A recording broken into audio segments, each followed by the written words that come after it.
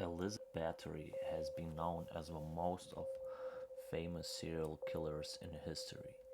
She was the inspiration of Hostel Part 2 movie, most gruesome scene if you remember that. Elizabeth was born in Transylvania in 1560. She was the product of inbreeding between Baron George Bathory and Baroness Anna Bathory. She was beautiful, highly educated, noble woman who spoke several languages. She was born into a very wealthy and powerful family. She was the niece of Stephen Bathory, the King of Poland, the Grand Duke of Lithuania, and Prince of Transylvania. It's said that during her childhood she would witness many violence and disturbing things like servants being beaten. She seems to be drawn to violence and actually like it. At the age of 15, Bathory was married to Count Ferenc Nadasdy, who became powerful general. Marriage took place in a castle cottage, one of the darkest, most bleaky Gothic castles in Hungary. The party raged on for 3 days at the height. The castle, situated in the Little Carpathians in modern-day Slovakia, was surrounded by a village and farmland. It would come to be the scene of many of her most horrific crimes. Her husband was away off fighting against the Ottomans, while she would oversee most of their estate. His absolute brutality in the face of enemy terrified his enemies and shocked his allies. The Turks invaded Hungary in 1591, participating in what has become known as the Long War, which lasted up to 1606. At the time, she also gave refuge to desperate peasants, feeding them and housing them. Over the first years of marriage, Elizabeth and Ferenc didn't spend much time together. When they spent the time together, they bonded over violence. There is no doubt that her husband introduced Elizabeth to all manners of atrocity, but there was another evil influence. Bathory was also obsessed with Satanism, witchcraft, and draining blood from common people. Bathory's aunt Clara, a distinguished lady at the court, was reputed to be a lesbian and a witch. An uncle was an alchemist and devil worshipper, and her brother was a reprobate around whom no woman or female child was considered safe. To make matters worse, her nurse from childhood, Ilona, was steeped into a practice of black magic that reportedly required the sacrifice of children for their bones and blood. To please Elizabeth, her husband reportedly built a torture chamber to her exact specifications. In 1601, the household was joined by a strange woman by the name Anna Darvoli. What seemed undeniable is that Elizabeth's personality underwent a dramatic change from the time that Darvolia entered the household. Apparently, at this time, several servant girls disappeared. The disappearance of the girls raised no eyebrows to the general public, as peasants were completely disposable at that time. Local pastors became suspicious of Elizabeth, as she asked many times to come to castle to perform funeral rites for servant girls who had disappeared and died eventually of cholera. Together, the murderous couple had 5 known children.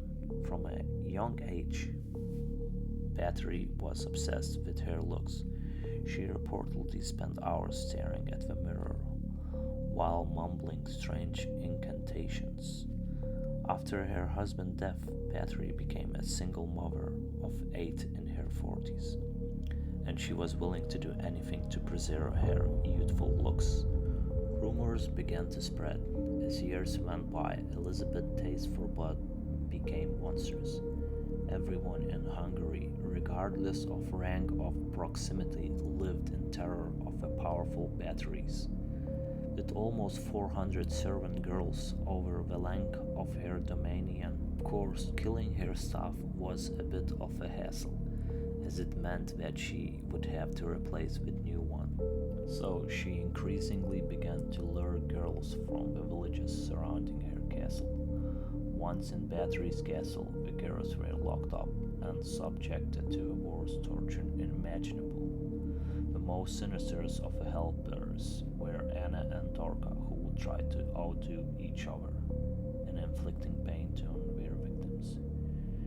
She was known to have at least on one occasion bitten a chunk of flesh from the face of one of her victims. Servants would be lucky to get away with a lost finger or two. More often than not, the bloodlust within the deprived heart of a countess was unable to cool, and they would be dragged off to a torture chamber. It was here that Elizabeth employed her torture squad to carry out much of the dirty work. Pincers were used to rip off the girl's flesh, and insides were torn out, and there has been reports that cannibalism was enforced on some of the girls. The Countess was said to have achieved ecstasy during these torture sessions, swirling in girlish delight at the sights and sounds of her victims' agonies.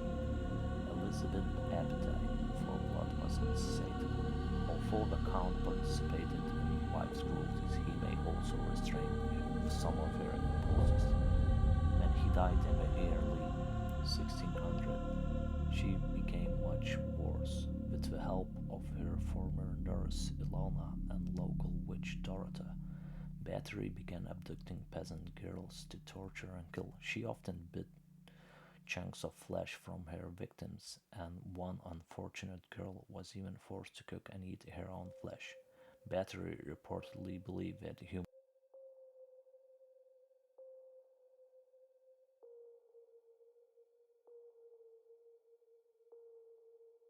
blood would keep her looking young and healthy.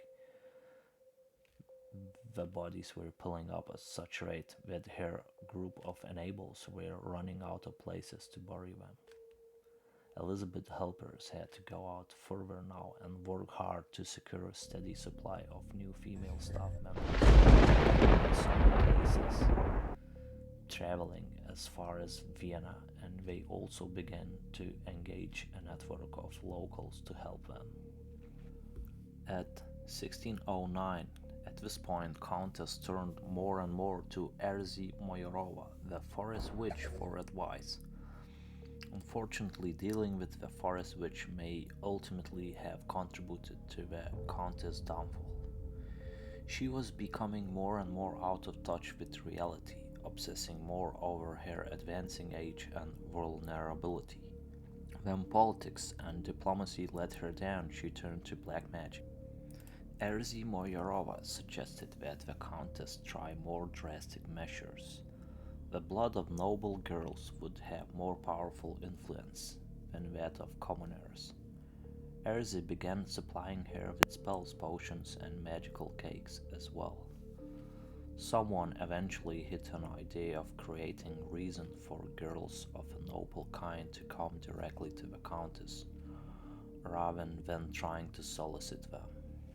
In the winter of 1609, Countess Elizabeth opened an academy of etiquette, a sort of finishing school for high-born young women called gymnasium. Apparently, the rumors had not yet spread amongst the aristocracy. It would be the perfect cover for her to continue her torturous ways with a higher class of victims. The one thing we can say about Countess Bathory is that she was an incredible actress who could lie with a smile and turn on almost hypnotic charm. In public, she portrayed an image of noble bearing, calm stoicism, and enlightened intelligence. Everything about her seemed normal to her peers.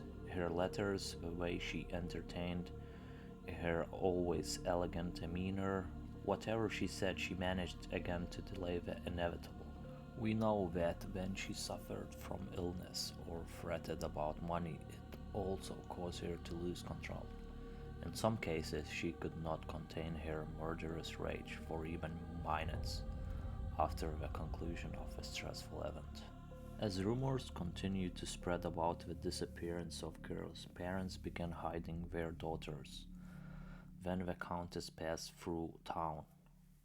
Offers to work at the castle, whether for high wages, promises of marriage, or large payouts to the family, were increasingly being refused.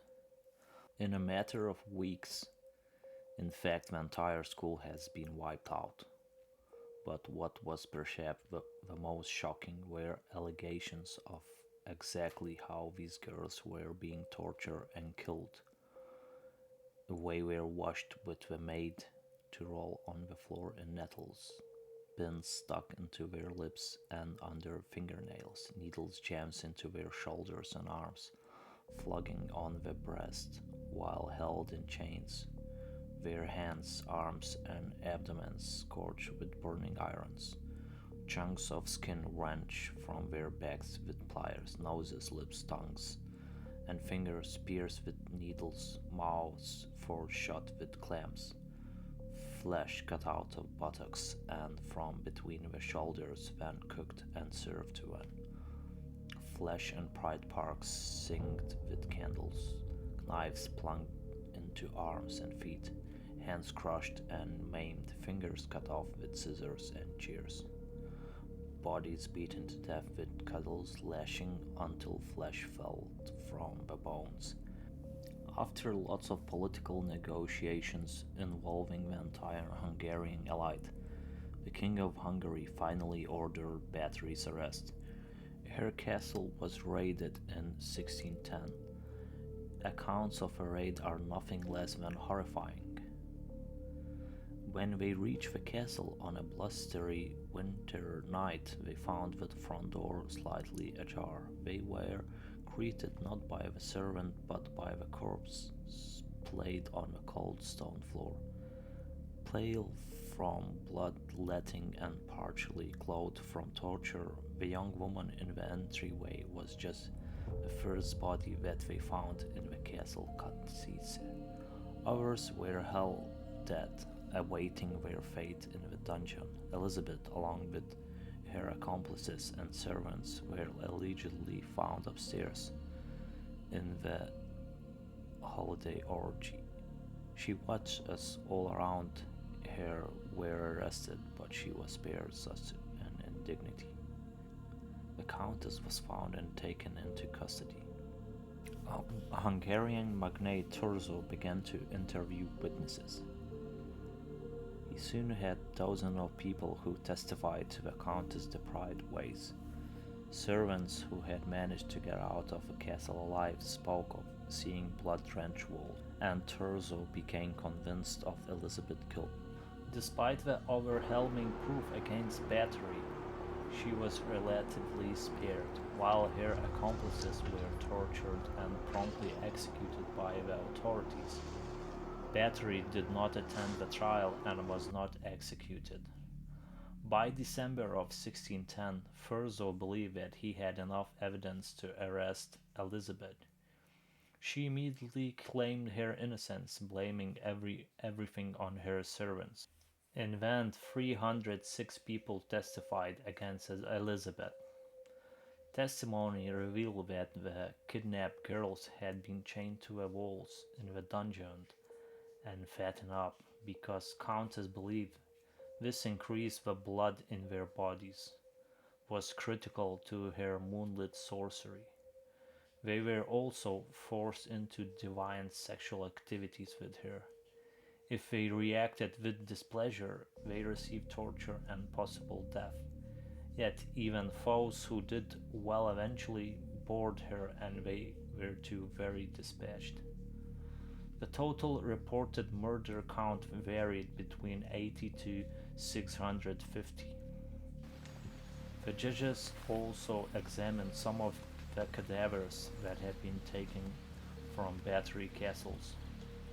Death sentences were handed down to Ilona, Dorka, and Fitzko. Prior to her execution, Ilona and Dorka were given their own form of torture. Their fingers were torn out by the iron tongs before they were put to death and then tossed onto bonfire. Fitzko was spared this torture due to his youth. Instead, he was beheaded and burned.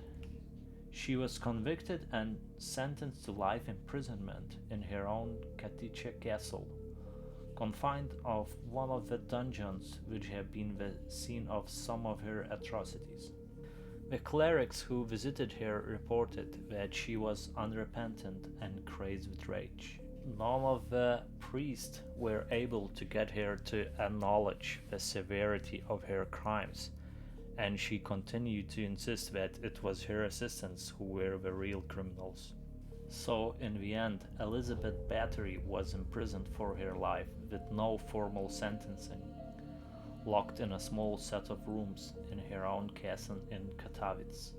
She was confined to her rooms with the entrances and windows walled up, and save for tiny slits for food and air.